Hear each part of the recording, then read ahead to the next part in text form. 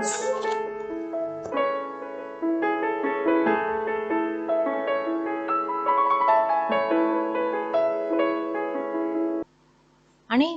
வணக்கம். நான் படித்து ரசித்த கதையை நீங்களும் படித்து கேட்டு மகிழுங்கள். கதை பிடித்திருந்தால் அனைவருக்கும் பகிருங்கள். 2-3 நாட்கள் தொடர்ந்து விடுமுறையை எடுத்துக்கொண்டு அம்மாவை போய் பார்த்து வர புறப்பட்டான் குமரன். அம்மா வீட்டுக்கு போவது என்றால் முன்பெல்லாம் அலுப்புதான் மிஞ்சும். ஆனால் இப்போதெல்லாம் அவனுக்கு அப்படி ஒரு அலுப்பு தட்டுவதே கிடையாது. பொதுமக்கள் நலன் கருதி புதியதாய் அமைக்கப்பட்ட வழித்தடம் திறக்கப்பட்டதும் நேரமும் மிச்சம், செலவும் குறைவு, நெரிசலும் கிடையாது.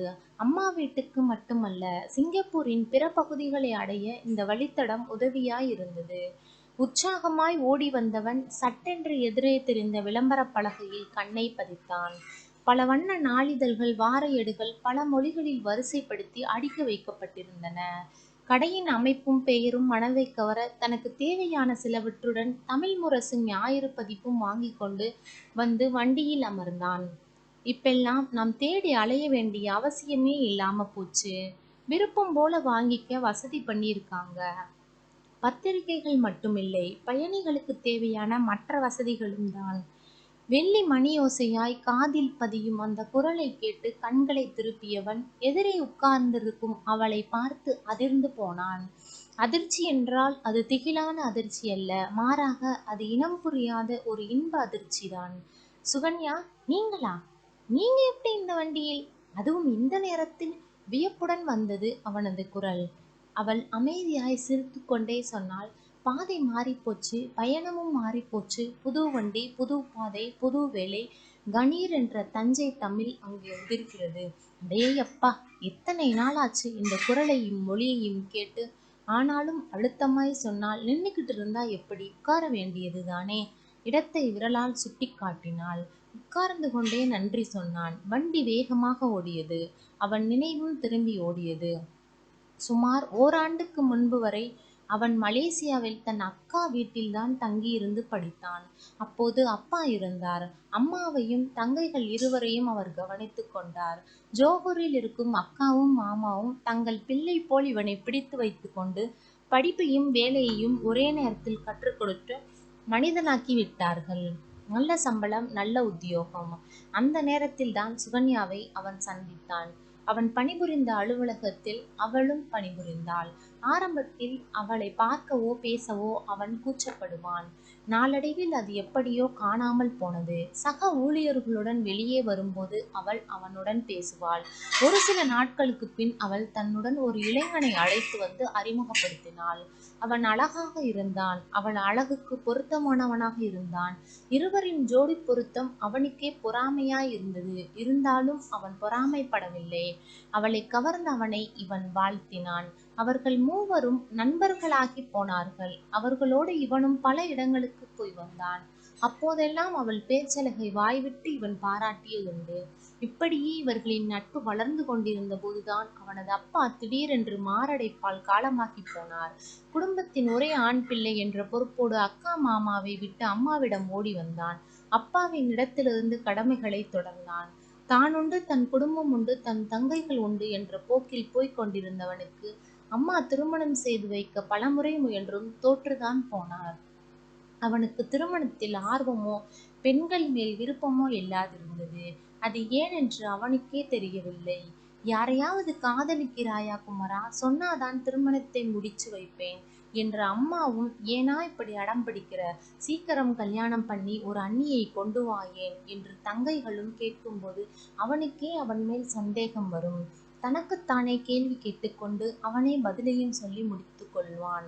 சுகன்யாவை முதலில் பார்த்தபோது அவனுக்கு அப்படி ஒரு ஆசை வந்ததா என்று அவனுக்கு தெரியவில்லை. ஆனால் அவள் இன்னொருவன் காதலியாகி போனதும் அவனுக்குள்ளேயே ஒரு வெறுமை கட்டிடமாயிருந்தது அவனுக்கு தெரிந்தது. அதனால்தானோ என்னவோ அவன் அதற்கு பிறகு வேறு பெண்ணை பற்றி நினைக்கவும் மறந்து போனான். அது மட்டுமல்ல, இந்த சுகன்யாவும் அவன் மனதிலிருந்து பறந்து போயிருந்தாள். ஆனால் அன்றைக்கு தன் நெஞ்சு கூட்டில் வைத்து காவல் காக்க நினைத்தவனின் கண்களை விட்டு பறந்து போனவள் இப்போது மறுபடியும் பறந்து வந்து பக்கத்தில் அமர்ந்து சிரிக்கிறாளே, இது என்ன மாயம்? எப்படி இருக்கீங்க குமரன்? 2 வருஷம் இருக்குமா நாம சந்திச்சு? சாதாரணமாய்தான் அவள் கேட்டாள். சட்டென்று கற்பனை சிறகு ஒடிந்து தரையில் விழுந்த நிலை அவனுக்கு. ஆமா, நான் நல்லா இருக்கேன். நீங்க எப்படி? தடுமாறிப் போனான் அவன். பூவாய் சிரித்தாள் அவள். இங்கே வந்து எவ்வளவு நாளாச்சு சோன்யா? நிதானமாகிப் போயிருந்தான். கையில் இருந்த நாளிதழை மடித்து வைத்தவளாய் பேசினாள். 1 வாரம் ஆகுது. வேலைக்கும் இதில்தான் போய்கிட்டு இருக்கேன். அவள் முகத்தை பார்த்தவன் கண்கள் சட்டென்று கழுத்தில் பதிந்தன. மனம் எதையோ தேடியது. எப்படி கேட்பது என்று தயங்கியவன், ஆமா, நீங்க இங்கே வந்துட்டீங்க. பாஸ்கர் எங்கே? அவர் எப்படி இருக்கிறார்? தன் சந்தேகத்தை தீர்த்து கொள்ள கிடைத்த சரியான நேரம் அது என்று மனதில் நினைத்து கொண்டான். தொண்டையை கனைத்து கொண்டவள் பேசினாள். பாஸ்கர் தானே? அவர் நல்லா இருக்கிறார் குமரன். இப்ப சீனா ஏர்போர்ட்ல வேலை. நல்ல வசதியோட சந்தோஷமா இருக்கிறார். ஒரு குழந்தையும் இருக்கு. அவரையும் குழந்தையையும் விட்டுட்டு நீங்க எதுக்கு இங்கே? என்னோட வயிற்றுப்பாட்டை நான் பார்க்க வேண்டாமா? என் அம்மா, தங்கச்சி, தம்பி எல்லாம் நான் தான் பார்த்துக்கணும். அவள் பதிலில் அவன் அதிர்ச்சி அடைந்தான். என்ன சொல்றீங்க நீங்க? கல்யாணம் ஆயிட்டா 2 பேரோட கஷ்ட நஷ்டத்தையும் 2 பேரும் தானே பகிர்ந்துக்கணும். இப்படி தனித்தனியா ஏன் கஷ்டப்படணும்? குழந்தையோட எதிர்காலம் என்ன ஆகும்? இதுல எதுவும் நஷ்டமாகலையே குமரன். அவர் பிள்ளையை அவர் மனைவி பார்த்துக்குவா. அவருக்கு அதுல எந்தவித கஷ்டமும் கவலையும் கிடையாதே. எவ்வித கவலையும் இல்லாமல் அவள் சொல்லிக்கொண்டு பார்வையை வெளியே செலுத்தினாள். இப்போது ஒரு சோகக் காற்று எங்கிருந்தோ வந்து அவள் முகத்தில் வீசுகிறது. சுகன்யா, நீங்க அவரை கல்யாணம் பண்ணிக்கலையா? அவர் உங்களை ஏமாற்றிவிட்டு வேறு பெண்ணை கட்டிக்கிட்டாரா? உரிமையோடு கேட்டான். கண்கள் கூட கொஞ்சம் கலங்கியிருந்தது. அவள் அவனை பார்த்தாள். நான் அவரை கல்யாணம் பண்ணிக்கல குமரன். என்னை விட பெரிய உத்தியோகம் பார்த்த வசதி படைத்த பொண்ணு அவருக்கு கிடைச்சிருக்குன்னு அவருடைய அப்பா அம்மா சொல்றாங்கன்னு சொன்னாரு. காரு, வீடு, பேங்க் பேலன்ஸ் எல்லாம் அந்த பொண்ணு மூலமாக கிடைக்குதுன்னு சொன்னாரு. அவருக்கு என்னை விட அந்த வசதியான வாழ்க்கை மேலதான் ஆசை இருக்குன்னு அவர் பேச்சுல இருந்து புரிஞ்சு போச்சு எனக்கு. அதனாலே நானே அவருக்கு வாழ்த்து சொல்லி அனுப்பிவிட்டேன். திருமண பத்திரிகை கூட அனுப்பியிருந்தாரு குமரன். போய் வாழ்த்து பரிசு கொடுத்துவிட்டு சாப்பிட்டு வந்தேன். சலனமின்றி பேசினாள். அவன் மலைத்து போனான். அவனுக்கு அந்த நாட்கள் நன்றாகவே நினைவில் நின்றன. அப்போதெல்லாம் சுகன்யாவை பார்க்கும் போதும் அவள்தான் கொஞ்சம் அதிகமாகவே அவனுக்கு செலவு செய்வாள். குமரன் கூட நினைப்பான், என்ன நாகரீகம் இது, ஒரு ஆணுக்கு பெண் செலவு செய்வதா என்று. ஆனாலும் அடுத்த கணமே அது அவர்களின் சொந்த விஷயம் என்று அவன் மனம் அவனை எச்சரிக்கும். கண்டும் காணாதவனாய் போய்விடுவான். காலப்போக்கில் இப்படி ஒரு நிலை வரும் என்று அவன் அப்போது நினைத்து பார்த்ததில்லை. சுகன்யா, உங்களுக்கு இதிலே வருத்தமோ ஏமாற்றமோ கிடையாதா? அவள் புன்னகைத்தாள். இல்லை குமரன், காதல் தியாகம்னு சொல்லிக்கிட்டு 2 பேருமா காலம் பூரா வறுமையிலே வாடுற வாழ்க்கையை விட அவராச்சும் நிம்மதியா சந்தோஷமா வாழட்டுமே. எனக்குன்னு இறைவன் முடிவு பண்ணி இருக்கின்றாரோ அது நிச்சயம் நடந்தே தீரும் என்கிற நம்பிக்கை எனக்கு இருக்கு.